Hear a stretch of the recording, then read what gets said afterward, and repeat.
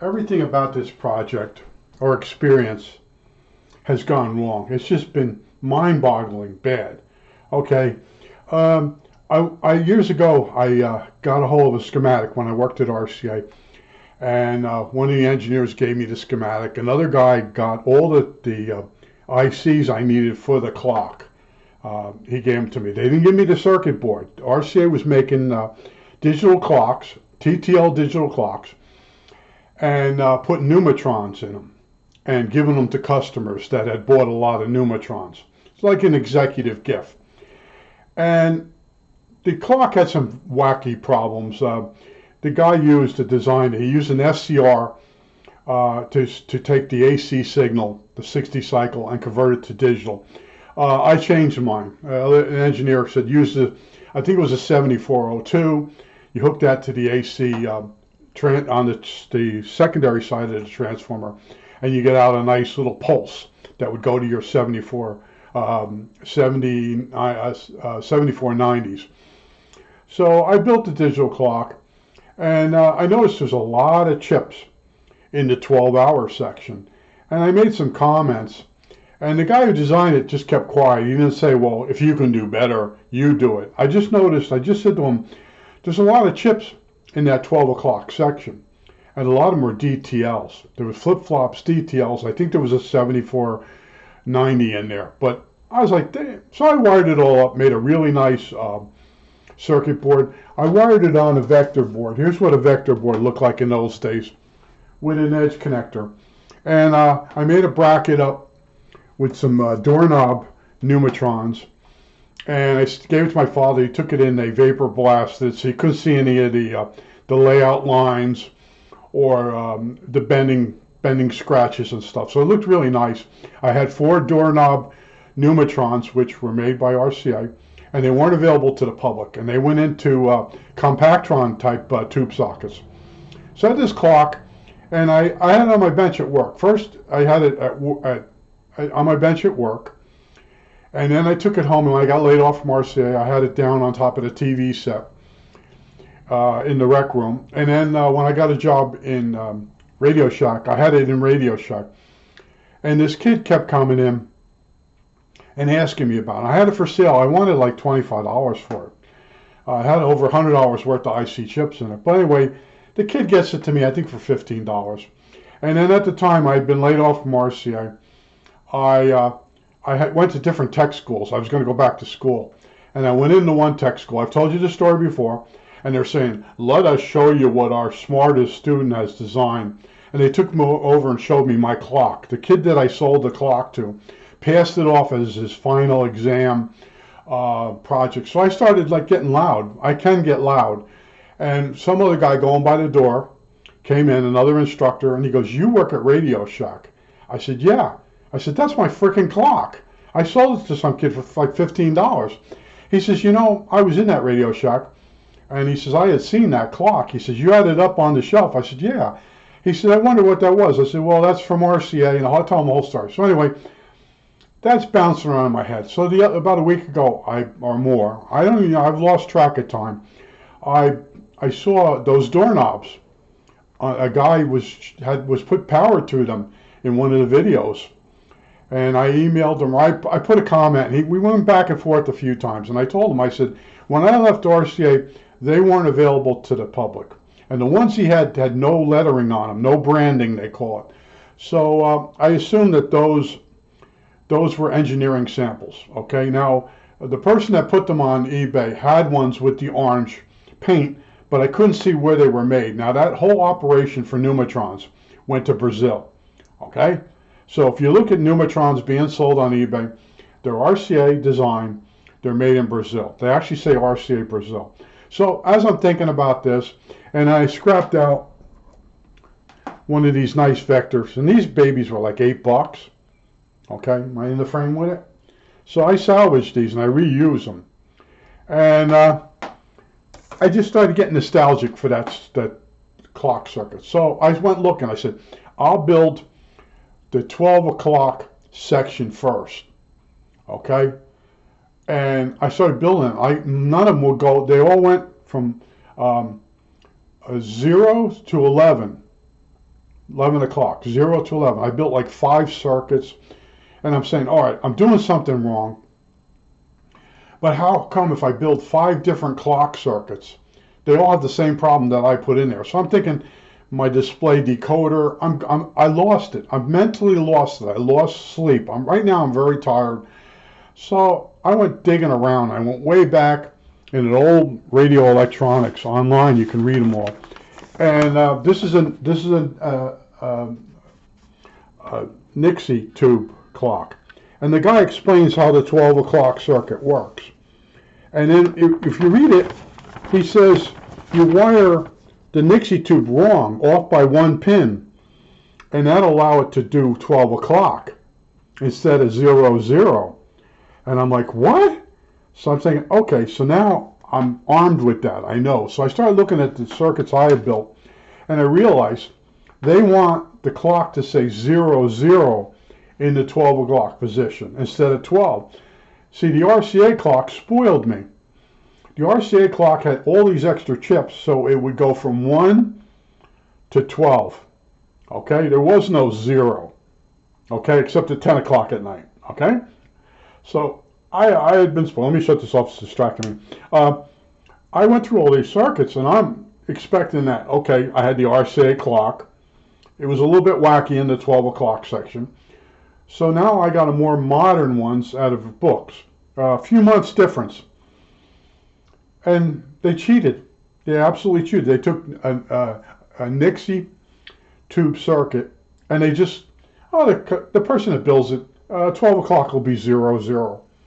I fell into it. I had seen a TTL digital clock that said 12. So I kept digging and digging and digging. If you dig, you got all these students trying to figure out how to do the 12 o'clock section. And they load it up, and then they do their schematics. They redraw someone else's work, and then they get into arguments. It's always the same thing with me. I go into something, I find something that's not right, but I know it should be a certain way because I had that clock in my hand. And this kid took that clock for 15 bucks.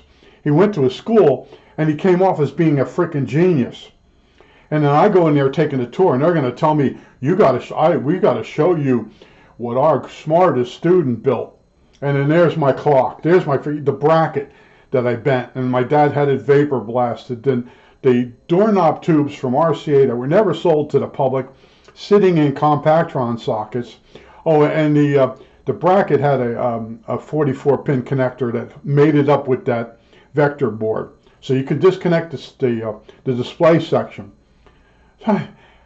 That is in my head. It's bouncing around. Now, all I wanted to do was go back and have a little circuit that I work on every day, and maybe build a cabinet for it. And these clocks with the LED output and the TTL chips, they draw 12 watts of power. They use a lot of power. Okay, they use over an amp. You use about 12 volts. It's 12 watts. In other words, you run them on 5 volts, but most of the supplies are 12, and then you got the big freaking regulator in there. Well, anyway, just wanted to build something. Reminisce, go back in the past. That's what most of YouTube is. People bringing old cars home, old radios, old computer programs. I got stuck into it. And as I'm doing it, I'm saying to myself, you need to move forward. You've built a digital clock. And then the other voice in your head, well, if you built one before, why can't you get these working? Well, you have different kinds of clock circuits, old ones, TTL ones out there. Some of them read 00, 0. Some do 24. All right. Now, this kid that sat next to me in one company before RCA, he built this thing called a time cube. So I went and found that schematic, and that puts out 00, 0 for 12 o'clock. And if you read the instructions or the article, it's very misleading. Okay, but that's why that RCA clock was so unique. There was a 3-year period where people were making TTL clocks. All right, right from 1970 to 1973, and then the Moztec 5250 came out. There was one before that didn't use multiplexing. There's a pretty big history on digital clocks, and there's several guys on the internet that get a hold of these clocks and they rebuild them. Okay, I built the ones with the Moztec 5250. I built clocks in RCA for the bosses using this other chip that Polypax was selling. They had a whole boatload of them. And what happened was so many people got into digital clocks that the money must have went out. Plus the original TTL clocks, it cost $200 worth of IC chips to build the clock. Now I was given the chips from one of the engineers, the whole set. He got a set given to him instead of, he didn't get the circuit board. And then he realized he wasn't going to build it. He gave it to this other guy. This other guy gave it to me. So I had all the chips and the schematic. Okay. And when I sold the clock to the kid, I gave him the schematic. So any question they would have asked him about the clock, he could answer because I gave him the paperwork for it. Pretty cool. But it's been bouncing around in my head. You know, I went to Tourette's. I left there. I'm trying to get a job after RCA, and everybody's, oh, RCA, that's tubes. And I'm trying to explain to them that I got in there because they wanted a solid state guy. They had me doing all special work in there, but that didn't count. Oh, RCA, that's all tubes. So finally, I found a guy that he asked me a bunch of questions. He took me on a tour of TRW repair. He went back, he asked me some more questions. And he says, I'm really not supposed to ask you all these questions, but you know, you just came out of a tube company. I said, fine, I understand that. He hired me, so I didn't need to go back to school. I went right into the heart of the beast, as we say, all digital computer stuff. I knew all my logic. I did okay. Okay, it was really good. But in other words, if you're thinking about building a digital clock, you're not losing your mind. Okay, you'll see a 7490 in the hours section. I might have misspoke. It's the hours section of the clock, and you'll notice that pins 2 and 3 of the 7490 get lifted to reset that section. Well, when you reset it, it goes to 0. Now, there are websites where this one guy figured out that he has a previous, that would be the minutes, kicks over an extra pulse that knocks the clock out of 0, okay? And he's got the clock counting to 13 or something like that. And this pulse from the other section comes over and makes the clock advance. So the clock goes from 1 o'clock to 12 and back to 1. All right, well, back to, yeah, it goes from 1 o'clock to 12. Yeah, okay. It gets so confusing after a while. All right, but I want to tell you, the solutions are there. I won't point them all out to you, but this is a warning that you're not losing your mind. That you build a digital clock, a 12-hour digital clock, it's not going to say 12. It's going to say 00. Okay? And I'm like, when I was in RCA looking at this schematic, I'm like, why are there so many damn chips in that 12 o'clock or the hours section? And that's because that guy figured it out, how to make it go from 1 to 12. And the clocks that you'll probably get, listen, there's something doing something outside. This has been the most horrible project I've worked on in a long time. All right. Oh, and then the other thing besides being a horrible project, notice this. This is a Continental Specialties wireless proto board units that I built on a power supply chassis. Okay. I had this before most people even knew what a wireless breadboard was. I had a guy the other day, you want to get yourself a wireless breadboard. Let's see if the camera can see that one in there. Can you see that one in there? Back in there? All right. That thing back there, that's another one. Okay. I have a boatload of ones like this. You ought to get yourself some. Oh, you got them. Yeah. I have so many people make comments. This morning, I did a review of an SDR radio. It's a piece of shit. Guy comes in. Well, I bought one I paid more and I got better. Dude, I did the review of the one I had in my hand. Boy, are you stupid. I'm going to call you stupid. Okay? The other thing, too, is the video's 9 months old or whatever. A lot has happened since then. Yeah, show me the new model of the thing and tell me how good it is when I did the review on the old one. I've never seen so many stupid people in one place.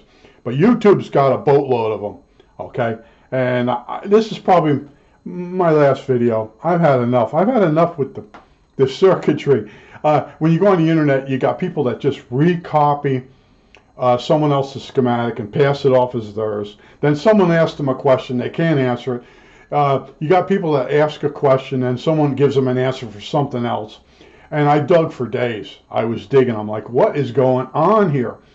And then finally, you find a guy that steps up and says something like, you know, designing a clock to go from 1 o'clock to 12 is a bear. I mean, that means it's a bitch, okay? He said bear, but it's a bitch. And then you got the newer, smarter guys to figure out, well, we'll send an extra pulse over, so when it hits 0, 0, 0 instead of 12, this thing will bump it out. I think his clock, the display like this one, it goes to 13 o'clock, and then you hit it with a pulse and make it go back to 1. Well, anyway, it's very confusing. It's very confusing. I'm half asleep, and I just wanted to put this video up there. When I went to work my camera didn't want to work this morning. I had to do some resets. Why? This project, even the weather outside has been either 50 degrees or super cold and windy and blowing all the garbage around. So I go out, I clean the neighborhood up, and I'm looking out there, and it just, the next day, fine, next day, and then windy day, and that's garbage day. And everybody puts their garbage out like 10-year-olds, and it blows all around, and it bothers me. It doesn't bother them. And I go out and clean it all up. And that's actually relief. When I go out and clean that up, it's relief from getting away from this circuitry. See, this circuitry is supposed to get me away from the bad stuff in life, but I had better information when there wasn't an internet, okay? Everything someone handed to you, you knew the source, and it worked. The internet, you got people just, they get an idea in their head, and they pass the thing off. It's a bunch of 0 through 9 displays hooked together with a 555 timer, and the guy's calling it a clock, okay?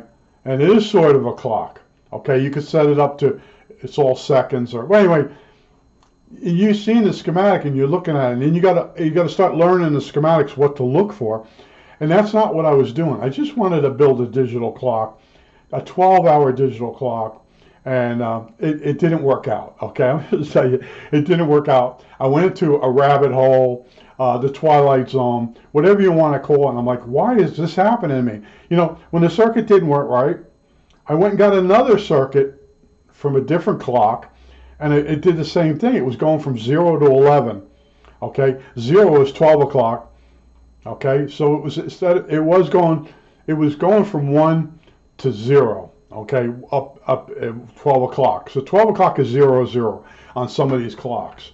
You know, unless you want to go back to the Nixie days and build this old circuit, you know, where he cheats. He explains it. He explains his circuit right in the frame. He explains his circuit, the reset circuit. He calls it a reset circuit, and he explains how he tricks he knew what he was doing, and the other people just said, we'll convert it over to LEDs.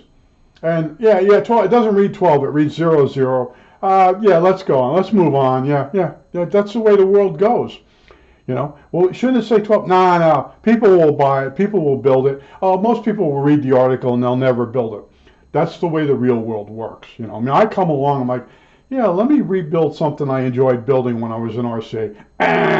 I think that's it. All right, that's it.